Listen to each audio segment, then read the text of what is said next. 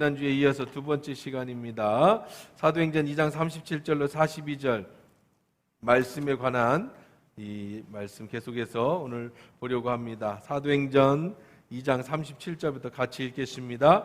그들이 이 말을 듣고 마음에 찔려 베드로와 다른 사도들에게 물어 이르되 형제들아 우리가 어찌할꼬 하거늘 베드로가 이르되 너희가 회개하여 각각 예수 그리스도의 이름으로 세례를 받고 죄 사함을 받으라. 그리하면 성령의 선물을 받으리니 이 약속은 너희와 너희 자녀와 모든 먼데 사람 곧 주 우리 하나님이 얼마든지 부르시는 자들에게 하신 것이라 하고 또 여러 말로 확증하여 권하여 이르되 너희가 이 패역한 세대에서 구원을 받으라 하니 그 말을 받은 사람들은 세례를 받음에 이날의 신도의 수가 3,000이나 더하더라. 그들이 사도들의 가르침을 받아 서로 교제하고 떡을 떼며 오로지 기도하기를 힘쓰니라. 아멘. 하나님 말씀이었습니다. 좋으신 하나님, 이 시간 말씀 들으려고 합니다. 우리에게 하나님의 음성이 들려진 은혜의 시간 되게 축복해 주옵소서. 예수님의 이름을 기도합니다. 아멘. 하나님은 말씀하십니다. 그분은 형체가 안 보이세요. 신입니다. 근데 그 신이신 하나님이 우리에게 말씀하신다고요. 우리는 그 말씀을 듣습니다. 그러면 하나님의 말씀을 우리가 어떻게 듣느냐는 겁니다. 하나님이 말씀하시는 것을 예언이라고 말합니다. 예언이라는 단어는 밑에 우리 사전에 신탁을 받은 사람이 하나님으로부터 직접 계시된 진리를 사람들에게 전하는 일 또는 그런 말이라고 써 있습니다. 하나님, 신의 신탁을 받은 사람이 중간에 역할을 하는 거예요. 하나님의 말씀을 전해주는 것을 예언이라고 얘기를 합니다. 한자로 예언. 그런데 성경은 구약성경 개역 개정판에 이 예언, 하나님이 말씀하신다, 하나님이 말씀하신다라는 이 단어가 151번이 나옵니다. 근데 이 예언이라는 단어는 크게 두 가지로다가 우리가 볼 수 있습니다. 첫 번째는 하나님이 하시는 말씀에 직접 하나님이 하시는 말씀을 예언이라고 합니다. 직접 하시는 하나님 말씀. 선지자를 통해서 받은 말씀을 직접 하세요. 하나님이 직접 말씀하신다고요. 구약의 선지자들이죠.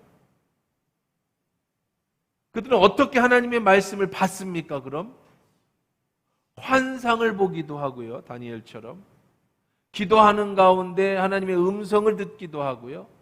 꿈을 꾸기도 합니다. 어찌됐든 눈에 안 보이는 하나님이 여러분에게 말씀하시려면 어떤 방법이든 말씀하신다고요. 그걸 직접 해주세요. 오늘날도 우리는 하나님의 음성을 직접 듣습니다. 어떤 사람은 꿈을 꾸기도 합니다. 어떤 사람은 환상을 봤다고 말하기도 합니다. 그래서 이야기합니다. 이것이 말하는 예언이죠. 이제 하나님이 이렇게 해주신댔다, 저렇게 해주신댔다, 하나님이 이랜다, 저랜다. 그런데 우리가 생각하는 그런 일반적인 예언은 하나님 직접 해주시는 말씀은 맞지만 이게 참 부담스러운 게 하나가 있습니다. 뭐냐면 이게 진짜 하나님이 하신 말씀인지 내 마음에서 나온 말인지 이 꿈이 하나님이 나에게 해주신 예지몽인지 아니면 멍멍이 꿈인지 그걸 어떻게 아냐는 거예요. 심지어는 신탁을 받은 자가 전하는 걸 예언이라고 했는데 하나님만 말씀을 전하는 게 예언하는 게 아니라 누구도 예언을 해요? 사탄도 예언을 해요. 무당들, 귀신들 이런 사람들도 예언을 합니다. 그러면 내가 하나님의 말씀을 들었는데 이게 하나님 말씀인지 귀신이 나를 유혹하고 넘어뜨리려고 하는 건지 어떻게 구분할 수 있느냐는 거죠. 그래서 하나님은 보편적인 것으로 예언을 하십니다. 두 번째, 이거는 좀 지금도 하나님 말씀하시지만 지금의 이런 예언은 너무 좋아하지도 말고 따라가지도 말고 이거를 너무 여러분들의 마음을 두어서도 안 됩니다. 왜냐하면 이런 예언하는 이단들이 너무 많고 동네마다 무슨 진짜 예수 무당처럼 뭐 기도해가지고 예언한다고 하는 이런 사이비 이단들이 너무 많기 때문에 그래. 자, 두 번째 하나님이 확실하게 우리에게 부작용 없이 해주는 말씀이 뭐냐면 바로 성경을 통해서 적어 놓으신 예언이에요. 이 성경 말씀을 2000년 전 혹은 3000년 전에 하나님의 말씀으로 예언해 주셨어요. 그래서 이 말씀은 자, 어떻게 적었느냐? 베드로후서 1장 21절 보니까 예언은, 여기서 말하는 예언이라는 것은 1차적인 꿈 꾸고 환상 보고 이래라 동으로 가라 서로 가라 기린을 만날 거다 이게 아니고 언제든지 사람의 뜻으로 낸 것이 아니요 오직 성령의 뭐를 받았어요? 감동을 받은 사람들이 하나님께 받아 말한 것을 어떻게 한 거예요? 적어 놓은 것이에요. 이것을 예언이라고 합니다. 하나님이 하신 말씀을 책으로 적었어요. 그러면 이것이 하나님 말씀인지 귀신의 말인지를 우리는 투표할 필요가 없어. 왜? 이미 하나님이 성경을 통해 우리에게 말씀해 주셨으니까. 자, 이 예언의 말씀을 모두 읽는 자와 듣는 자가 뭐 있다? 복이 있다. 또 그 가운데서 기록한 것을 지키는 자가 복이 있다. 때가 가까워졌다. 그러면 아니 목사님 그러면 성경을 읽은 사람도 쓴 사람도 혹시 뭐 잘못된 것을 쓸 수 그렇지 않죠. 왜? 하나님은 3000년 동안 2000년 동안에 성경이 아닌 것이었다면 여기에 들어올 수도 없고 계속해서 유지될 수도 없습니다. 이것이 하나님 말씀이니까 지난 2000년 3000년 동안에 이 말씀이 그대로 이루어진 거예요. 성경이라고 말하는 가짜도 엄청나게 많아요. 하지만 그것은 중간에 다 떨어져 나갔어요. 왜? 하나님 말씀이 아닌 것들이니까. 자, 하나님의 말씀을 듣는 것, 하나님의 말씀을 읽는 것, 그리고 그 말씀대로 지키는 것, 이것이 바로 하나님의 말씀을 듣는, 행하는 가장 보편적이고 안정적이라는 겁니다. 그렇지만 문제는 뭐예요? 지난주에 말씀이 이어지는 거죠. 이 말씀이 너무 어려워요. 이 말씀이 하나님의 말씀인 건 맞겠는데, 알겠는데 읽어서 이해를 못하겠어요. 왜? 2000년 전의 문화, 2000년 전의 언어, 2000년 전의 생각이 오늘과는 좀 달라요. 그래서 하나님께서 말씀을 전하는 오늘날의 선지자인 목사를 보내주시는 겁니다. 그래서 여기 지난번에 본 것처럼 우리가 1번 이 구약의 신약의 2000년 전의 말씀이 저 시대의 다리를 건너서 여러 컬처, 랭귀지, 타임 이래서 오늘 우리에게 주시는 하나님의 말씀을 해석해주는, 설명해주는, 적용시켜주는 설교자가 필요한 겁니다. 그래서 예수님 이후로는 선지자가 없어요. 그 전까지는 직접 계시를 받은 선지자들이 활동했다면 이제 신구약이 완성된 이후는 선지자는 없어졌고 교회에 목사라는 직분을 주셔서 하나님 말씀을 베드로처럼 시작한 거죠. 설교를 하게 된 겁니다. 자, 그렇다면 그런데 한 가지 중요한 사실이 있습니다. 뭐냐? 목사가 말씀을 전하는 이 일, 브릿지예요. 이게 성경 해석학인데 이 브릿지를 건너서 여러분에게 설명을 해줘야 되는 목사가 잘못되면 어떻게 할 거예요? 그러면 이게 문제가 커지는 겁니다. 이단들도요, 신천지도요, 또 다른 모든 이단들도요, 사이비가 아닌 이상은 이단이라고 불리는 사람들은 모두 성경을 인용합니다.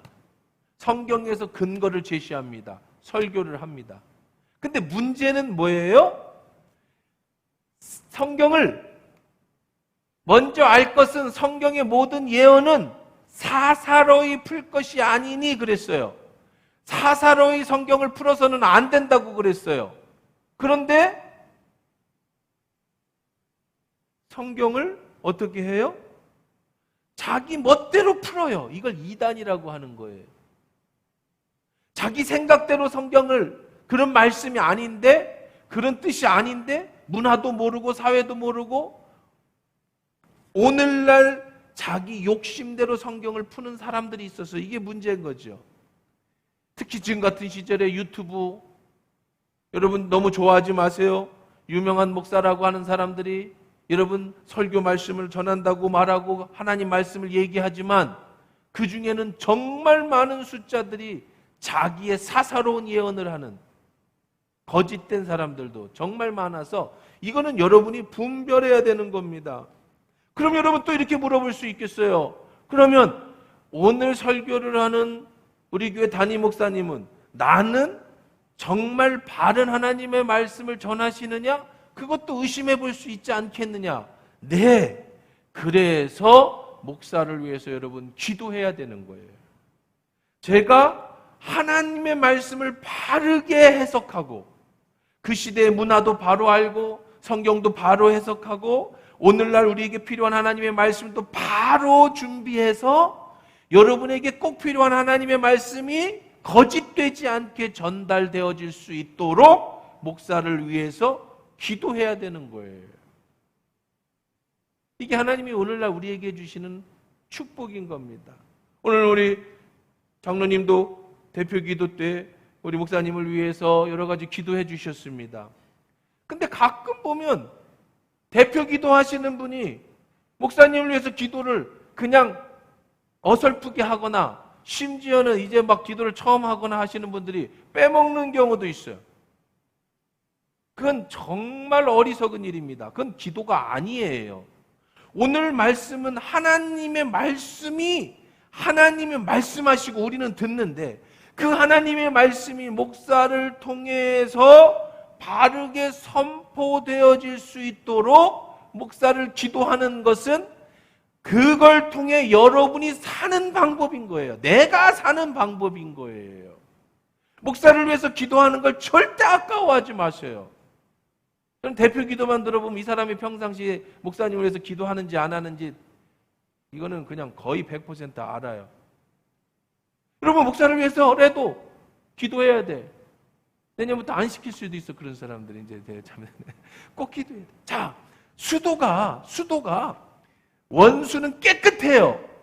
그런데 오는 관이나 수도꼭지가 낡아서 녹이 잔뜩 꼈다든가 구멍이 나서 오염물질이 그 안에 들어온다면 그 물을 마시면 병이 걸리고 죽을 수도 있는 거예요.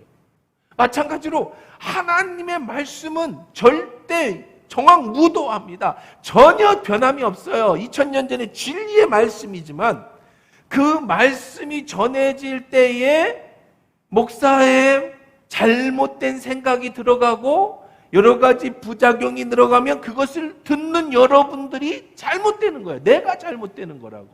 그러니 목사님이 목회에만 전념하고 말씀 준비에 전념할 수 있도록 목사님이 공부할 수 있도록 도와주고 그리고 사회를 볼 수 있도록 기도해주고 이거를 교회가 도와야 되는 거예요. 그래야 여러분이 순수하고 깨끗한 오늘 말씀하시는 그 하나님의 말씀을 듣게 되는 겁니다. 또한 듣는 여러분들도 굉장히 중요하죠. 말씀을 들을 때에 목회자만 중요한 게 아니라고 말씀을 드렸어요. 듣는 여러분들도 굉장히 중요합니다. 주중부터 오늘 이번 주에 주실 말씀을 사모하고 기도하고 그리고 기대하고 말씀을 들을 때 꼭 기억하십시오. 하나님이 말씀하십니다. 나는 뭐 하는 거예요? 듣는 거예요. 그러니 항상 여러분 하나님이 내게 말씀하신다라고 하고 생각하고 설교 말씀을 들으셔야 돼요. 목사님과의 관계가 정말 중요합니다. 평상시에 목사님하고 관계가 나쁘고 목사님을 별로 안 좋아하시는 사람들이 있다면 하나님의 말씀으로 안 들려요. 너나 잘하세요. 그러면 여러분이 죽는 거예요. 사람의 말로 들리면 여러분이 죽는 거니까 내가 죽는 거예요. 여러분 제가 분명히 말씀을 드립니다. 어느 순간인가 설교하는 목사님이 사람으로 보이기 시작하고 하나님 말씀으로 안 들리면 이게 시험인지 아닌지를 판단하시고요. 이게 시험이 아니다 그럼 빨리 교회를 떠나십시오. 하나교회를 떠나세요. 다른 교회로 가셔야 됩니다. 여러분의 말씀이 하나님의 말씀으로 들려지는 교회로 가셔야 돼요. 그게 여러분이 사는 길이에요. 목사님의 말씀이 하나님 말씀으로 안 들리는데 내가 이 교회에 오래 있었으니까 내가 그래서 앉아 있으면 여러분이 그날부터 계속 여러분의 영은 핍절해지는 겁니다. 왜? 하나님의 말씀으로 안 들려지면 내 영혼이 죽어요. 물론 잠깐 시험에 들 수도 있고 여러 가지 상황이 안 좋을 수도 있지요. 그러나 그것이 해결이 안 될 것 같으면 여러분 떠나는 게 맞습니다. 세상에 어느 교회 목사가 교인 떠나라고 그러겠어요. 근데 그게 맞아요. 그게 거짓이 아니에요. 진실이에요. 하나님의 말씀이 안 들리면 안 돼. 그러니까 평상시에 목사님을 위해서 기도해야 되고 평상시에 좋은 관계를 맺어야 돼. 조그만 거 갖고 그냥 의심하고 또 이래저래서 말 전하고 목사님 이랬대 저랬대 거기에 현혹되면 여러분 영혼이 죽는 거예요. 저는 그런 거에 전혀 개의치 않거든요. 그런다고 해서 목사님이 저는 상관이 없어요. 저는 하나님 앞에서 항상 목회를 하는 사람이기 때문에 사람이 나를 어떻게 봐주고 누가 오해를 받고 그런 거는 별로 크게 관여하지 않아요. 하지만 여러분이 죽는 거야. 내가 죽는 거예요. 그러니 항상 말씀을 들을 때에는 여러분이 말씀을 들을 때에는 설교 말씀을 들을 때는 하나님의 말씀으로 들어야 합니다. 그래야 이 말씀이 내 삶을 변화시키는 거예요. 그리고 말씀을 들을 때에는 그 말씀 그대로를 받아줘야 돼. 어떤 분은요 병원을 순례를 하는데 연세 드신 분들 특히 나이 드신 분들이 이 병원에 가서 약 받아오고 저 병원에서 약 받아오고 그리고 괜찮아요. 연세 드신 분들 우리나라 복지국가니까 여러분들 가서 이게 물리치료도 많이 받으시고 약도 많이 받으시고 아주 훌륭한 겁니다. 괜찮습니다. 근데 어떤 분들이 계시냐 이게 문제예요. 집에 와가지고 약봉투를 툭 놓고 다시 제조를 해. 요즘 잠이 잘 오니까 잠 오는 거는 이쪽으로 빼고 요즘에 소화가 잘 되니까 소화제는 저리 놓고 그 다음에 요즘에 안 되니까 다시 요 소화제 하나 더 집은 자기가 제조하시는 분들이 계시는데 이거 안 돼요. 특히 정신과 약 드시는 분들 요즘은 좀 잠이 잘 오니까 이건 이러시면 안 되는 겁니다. 만약에 약을 빼고 싶으면 어떻게 해야 돼요? 의사하고 상의를 해야지. 내가 임의로 약봉투에 요즘 약봉투에 무슨 약인지 다 적혀 있으니까 이미 제조하시면 안 돼. 약은 누구에게? 약사에게. 치료는 누구에게? 의사에게. 말씀은 누구에게? 목사에게 들어야 돼. 듣고 여러분이 들을 때에 이 말씀은 하나님의 말씀인 것으로 받고 이 말씀은 내가 받아들이기 어려우니까 버리고 요거는 순종하기 힘드니까 관두고 저거는 인정이 되니까 아멘하고 이거는 마치 여러분이 스스로 환자가 약을 제조해가지고 자기 스스로 처방하고 자기 스스로 먹는 거와 똑같아. 그것은 말씀을 듣는 자세가 아닙니다.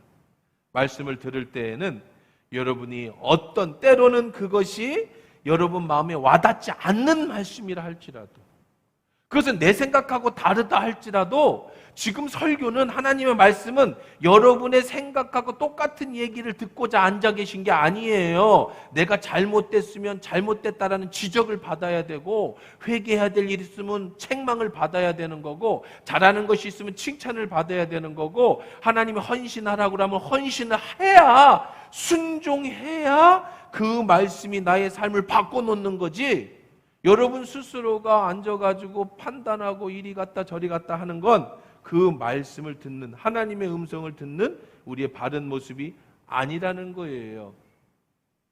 이제 말씀을 들었습니까? 그러면 이제 여러분들이 마지막으로 잘 하나 적용하셔야 돼요. 그래서 오늘의 말씀 묵상을 제가 설교시 여기다가 이렇게 타이핑을 해놓습니다. 그럼 이 말씀 속에서 오늘 여러분들이 적용점을 찾아가지고 이제 목장에서 이제 여러분 서로 이야기하고 나누는 거죠. 오늘 말씀에서 나는 이런 말씀을 받았습니다.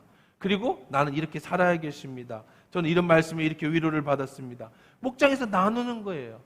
그러면 그 말씀을 서로 나누는 거예요. 우리 교회는 소그룹, 목장이 잘 움직여지는 교회입니다. 저는 목장 리더들을 존중합니다. 이분들이 저희 목회의 핵심이에요. 소그룹을 함께 나눕니다. 적용합니다. 그렇게 여러분 얼마나 좋은 시스템입니까? 하나님의 말씀을 사모하고 말씀을 받고 그 말씀을 서로 나누면서 서로 돌봐주고 지난주에 말씀 그대로 살아봤는지 점검해주고 기도해주는 이 소그룹 얼마나 중요합니까? 그럴 때 우리의 삶이 변화가 일어나는 거예요.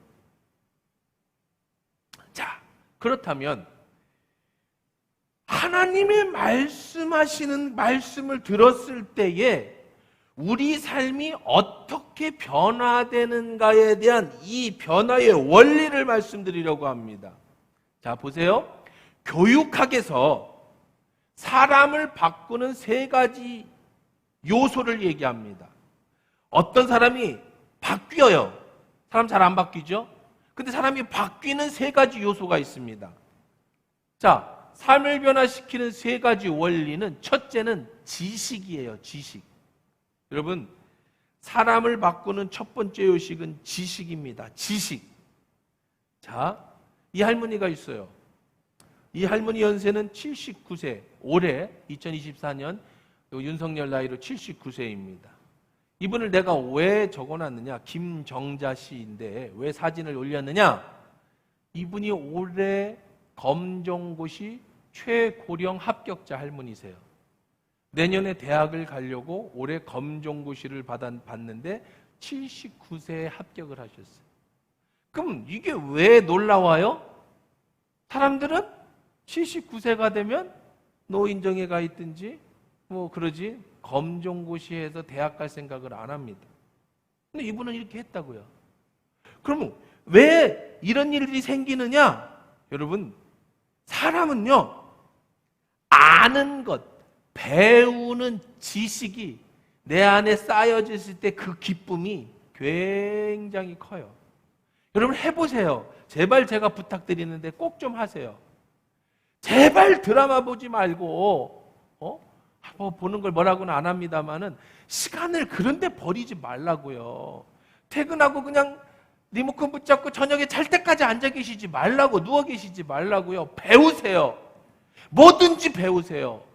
이 배우는 즐거움을 여러분이 경험을 안 해본 분들이 많아서 모르는 거예요.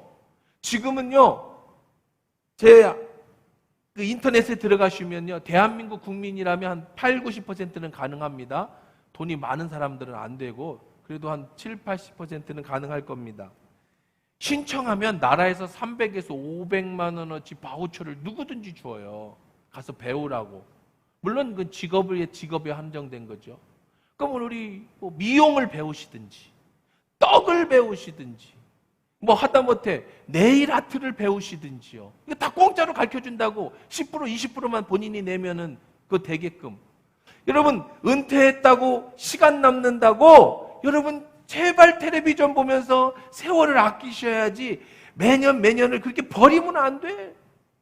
여러분 아마 평생에 죽을 때 여러분이 활용한 시간을 점검해 보면 드라마로 20년 지난 사람이 있을 거예요. 텔레비로 30년 지난 사람이 있을 겁니다. 이거 인생을 그만큼 버린 거예요. 80에 돌아가셨으면 50살밖에 안 산 거예요. 30년은 TV보다 끝났으니까 인생이. 세상에서 사람을 바꾸는 첫 번째 요소는 지식이라는 거예요. 왜? 초등학교만 나오면 이 세상에서는요, 한글 띄고요, 더하기, 빼기, 나누기, 곱하기만 어느 정도 알면 이 세상 사는 데는 아무런 문제가 없어요. 근데 왜 중학교를 갑니까? 왜 고등학교를 갑니까? 왜 대학을 갑니까? 왜 박사를 합니까? 일반적으로 그렇게 해서 좋은 거 취직하려고요. 이 사람은 정말 하급이에요. 정말 몰라서 하는 소리예요. 좋은 대학 가려고 대학 가는 거 아닙니다. 그렇게 살면 안 돼, 인생은요. 대학을 가면 교양 과목과 전공 과목을 배웁니다. 그럼 내 지식이 4년 동안 쌓이는 거예요. 지식이 쌓이면 아는 만큼 보인다고 그랬잖아요, 인생은. 그럼 내 삶이 똑같은 인생을 살아도 배우기 전과 배운 후에 삶이 달라지는 거예요. 그래서 여러분, 아니 내가 그럴 때 갈 데 없으면 책이라도 한 권 읽으세요. 제발 신앙 서적이라도 읽으셔야 됩니다. 평생에 1년에 책 한 권도 안 읽는 분들이 참 많을 거예요. 하다못해 정 읽을 거 없으면 만화책이라도 읽으시고요. 소설책이라도 읽으셔야 돼요. 여러분 책을 읽으셔야 됩니다. 그 아는 지식이 참 좋아요. 아우 나는 눈 나빠갖고 책도 못 읽고요. 목사님 별로. 그러면 그냥 유튜브를 보세요. 유튜브를 봐도 무슨 연예인 누가 이혼했고 이런 거 누가 그런 거 보지 말고 인문학 강의라도 들어요. 뭐래도 배우시라고요. 배워야 삶의 질이 달라지는 거예요. 사람이 바뀌는 거예요. 죽을 때까지 배워야 돼, 우리는요. 죽을 때까지 배워야 돼. 두 번째, 사람을 변화시키는 건요, 경험입니다. 여러분, 경험은 사람이 바뀌어요. 그래서 옛날에 경험 같은 스승은 없다고 그러잖아요. 20대 때, 30대 때는요, 좌충우돌합니다. 이것도 해보고 저것도 해보고 막 부딪히죠. 그러다가 40대, 50대, 60대가 되면 이제 사람이 자꾸 뒤로 빠지게 되는 이유가 뭐냐? 경험해봤는데 안 되더라는 걸 알아요. 자, 왜 나이 많은 사람들이 자꾸 얘기하고 싶은지 아세요? 60 넘고 70 넘고 80 넘으면 입을 닫고 지갑을 열으라고 그랬어요. 근데 우리나라 사람들은 자꾸 나이 들수록 지갑은 닫고 입만 열어요. 왜 입을 여느냐? 내가 오래 경험을 했으니까 나이 적은 손자에게, 자식에게 알려주고 싶어. 야, 그렇게 하면 안 돼. 이렇게 해야 돼. 이렇게 하니까 되더라. 왜? 경험이 나를 바꿔놨거든요. 내가 옛날에 실수를 했거든요. 그러니까 너는 그런 실수하지 마. 그래서 알려주고 싶은데요. 사실 이 경험이 나를 바꾸는 건 맞습니다. 몇 번에 자꾸 도전해보고 실패해보면 그래서 이번 폴란드 리더 캠프 두바이 가는 이유도 그러죠. 아이들을 데리고 가는 이유도 그겁니다. 우리 어른들도 물론 모시고 가지만 매년 한번 이렇게 해보려고 그래. 올해는 이렇게, 내년에는 어른들 이렇게 해보려고 하는데 어쨌든 젊은 애들이 세상을 가봐야 되는 이유가 뭐예요? 어려서부터 뭘 봐야 돼? 많은 걸 경험해봐야 돼. 그래야 생각의 사고가 넓어져요. 근데 문제는 여러분 나이 든 사람은 경험이 많지만 입을 닫으라는 이유가 뭐냐? 내 때는 옛날에는 틀렸어요. 그게. 근데 시대가 바뀌어갖고 지금은 맞을 수가 있어요. 그러니까 우리가 섣부르게 남에게 충고해줘서는 안 되는 거예요. 개미와 배짱이가 열심히 일해서 가을에 수확을 거두면 그것이 맞아요. 배짱이처럼 여름 내내 풀 밑에서 노래나 부르고 악기나 치고 있으면 늘 가을이 돼서 먹을 게 없어서 개미네 집에 얻어먹어야 돼요. 이게 우리 집 옛날 얘기입니다. 그러니까 야 근면해야 돼, 성실해야 돼, 노력해야 돼, 야 열심히 이렇게 얘기하면 안 되는 거예요.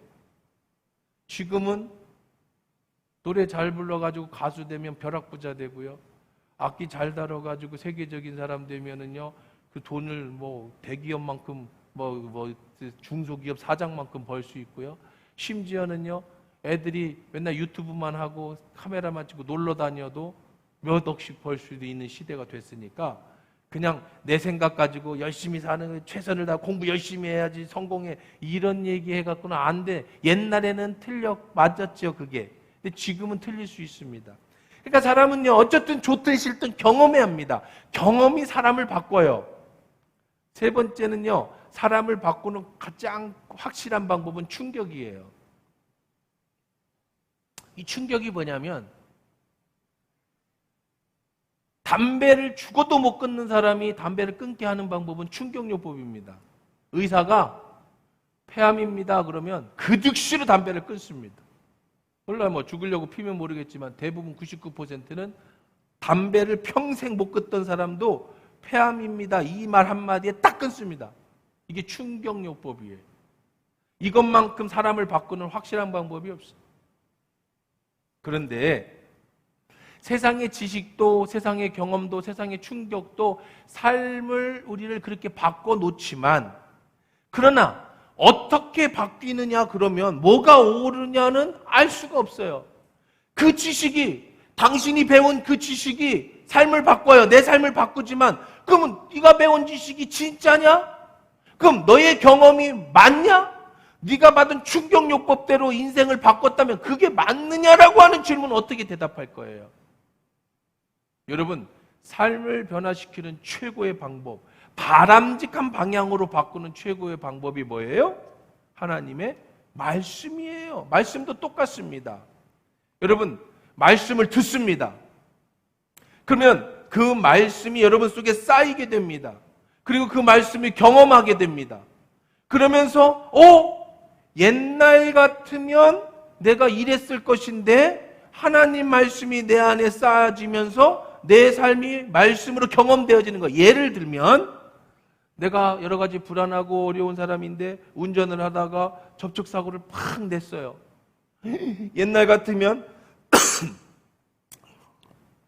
원래 내 성격 같으면 불안해갖고 두려워가지고 벌벌벌 사시나무 떨듯이 야 이제 큰일 났다 이럴 겁니다.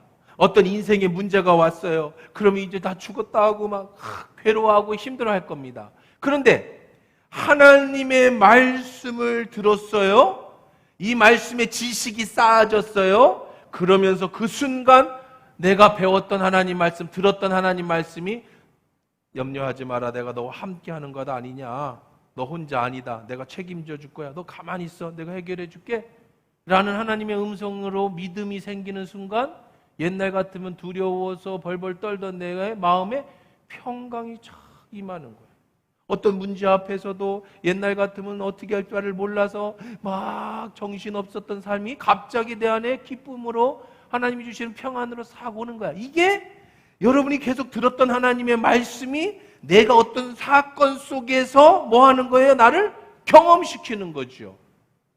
그러면서 이게 조금씩 이야 역시 옛날 같으면 이랬을 텐데 하나님 말씀이 나를 이렇게 바꿔놓네? 한 번의 경험, 두 번의 경험, 세 번의 경험이 쌓이면서 점점점 내가 어떻게 되는 거예요?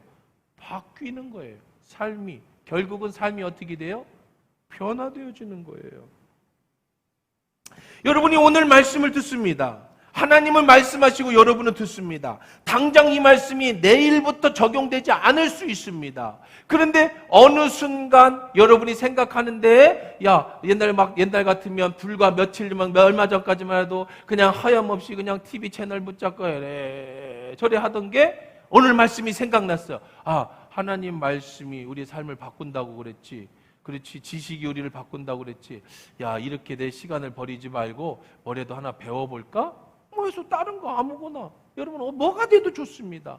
새로운 걸 도전하면 그 말씀이 나를 지금 바꿔가는 경험이 되는 거예요.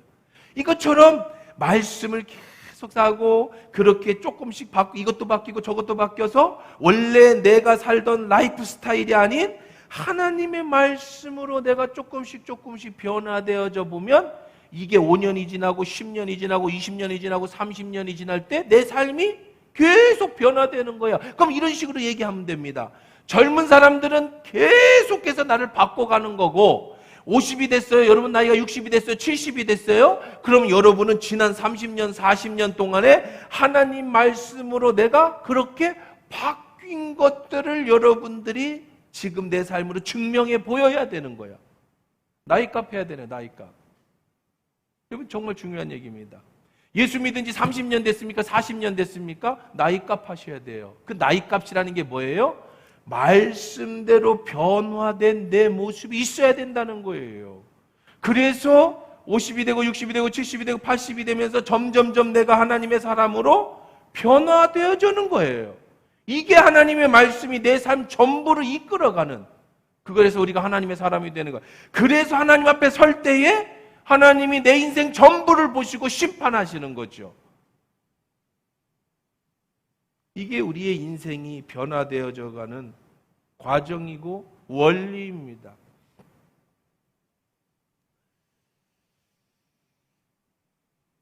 서울 명성교회에 김성환 목사님의 말씀 중에 예화가 하나가 있어서 제가 설명을 해드리고 소개해드리고 마치려고 합니다. 간증인데요. 서울 명성교회에 있었던 일입니다. 명성교회 한 집사가 군에서 소장 진급을 했습니다. 군 소장이 됐어요. 별 2개를 달았단 말입니다. 그리고 전방 사단장으로 부임을 받게 돼서 전방 사단장으로 가게 됐습니다.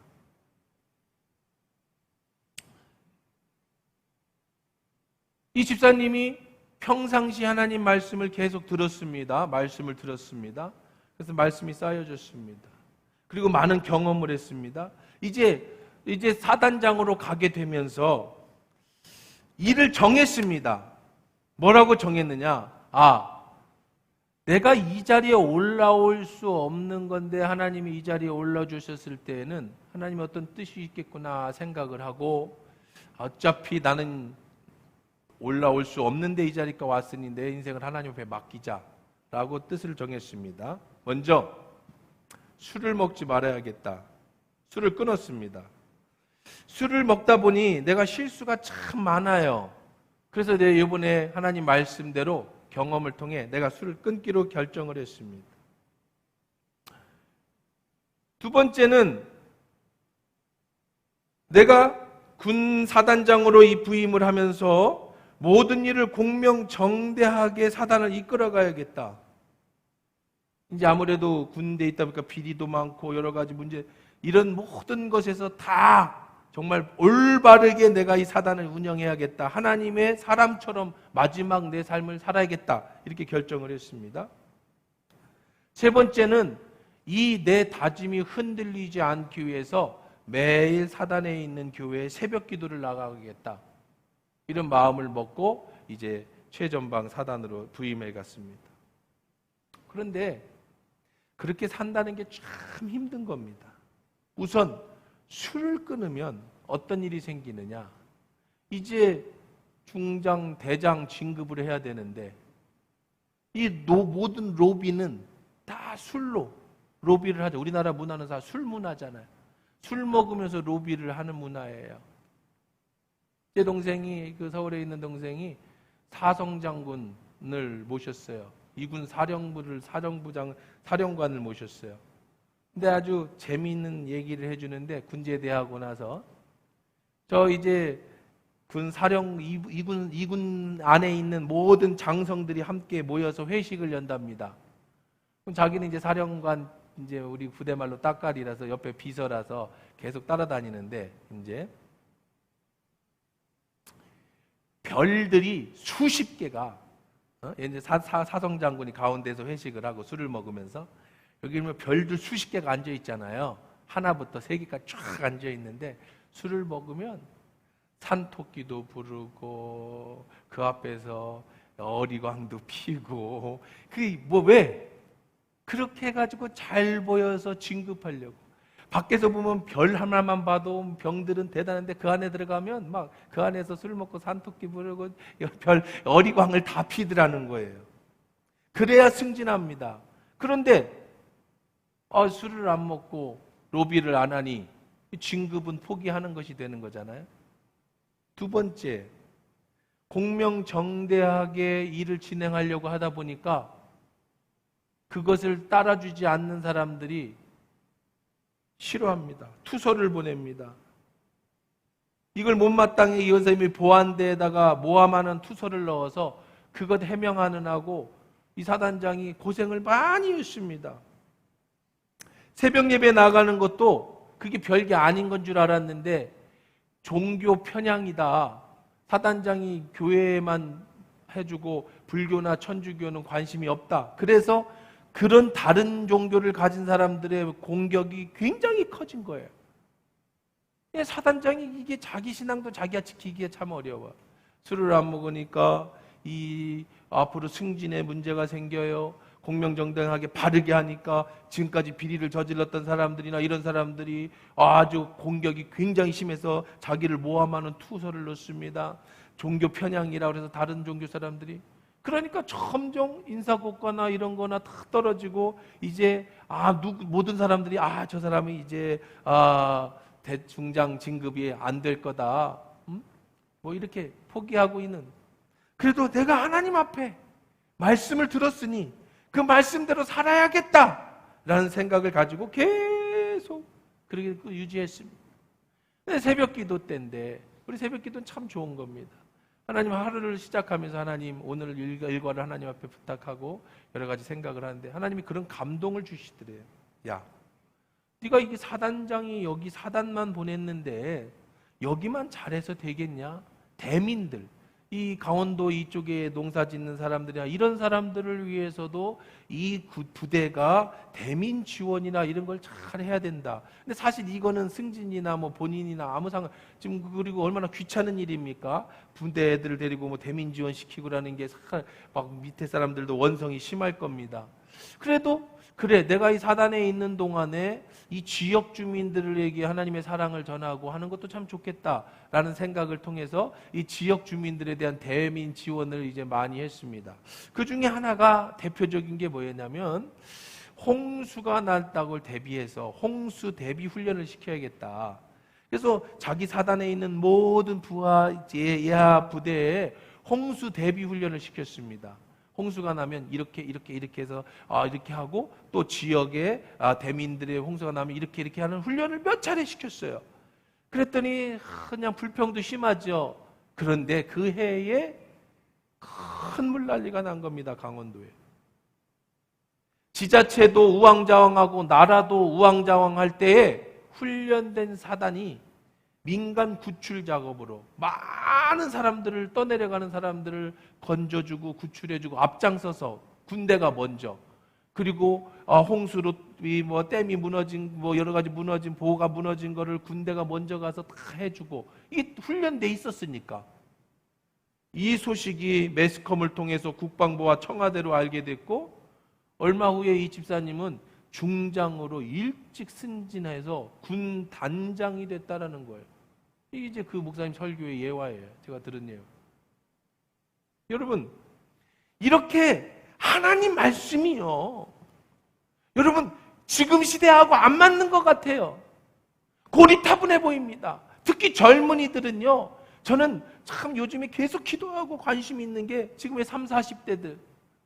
그 밑에 애들도 관심 있지만 그 밑에 애들하고는 이거 뭐 우리 딸도 못 알아듣겠는데 애들하고 너무 힘들어. 이거는 진짜 20대, 10대는 내가 아무리 노력해도 정말 이건 내가 도와주는 것뿐이지 그 아이들하고 어떻게 할 수가 없어. 그냥 리더 캠프나 같이 가지고 하는. 그건 이제 정말 그 분야들에 해라 기도하죠. 그런 좋은 분이 좀 있었으면 좋겠다. 근데 30, 40대 왜냐? 지금 50대 이후로 제 나이 이후의 사람들은요. 정말 뭐라 해도 신앙생활 잘 하실 분들입니다. 근데 지금 30, 40대 사람들은 이 문화와 세상과 너무나도 안 맞아, 기독교가. 성경이 너무나도 안 맞아. 그러니까 헌신도도 떨어지고 11조도 안 내고 교회도 잘 안 나오고 변화도 없어. 왜? 시대하고 너무 안 맞으니까. 그런데 분명한 건요, 확실한 거는요, 하나님 말씀은 2000년, 3000년을 지나왔지만 항상 그 시대마다 하나님의 사람들을 변화시켰고 그들을 통해서 이 세계가 움직여졌는 줄 믿습니다. 말씀이 내 안에 들어와서 나의 경험을 통해 나의 삶을 바꿔놔야 돼요. 이것만큼 중요한 게 없어요. 이것만큼 좋은 게 없어요. 오늘 말씀 정리합니다. 사람을 바꾸는 것도 지식과 경험과 충격이라고 그랬어요. 하지만 그런 세상적인 것보다 더 확실하게 사람을 바꿔놓는 것이 하나님의 말씀에 대한 지식, 하나님의 말씀을 삶을 통해 살아가는 경험, 그를 통해서 하나님의 말씀대로 변화되어지는 것이 세상에 그 어느 것보다 귀하고 가치 있는 줄 믿습니다. 매일매일 말씀을 들으실 때, 읽으실 때 하나님의 말씀으로 받으시고 그 말씀대로 여러분을 변화시키셔서 하나님 앞에 서는 날 잘했다 칭찬 들을 수 있는 저와 여러분 되시기를 주의 이름으로 축원합니다.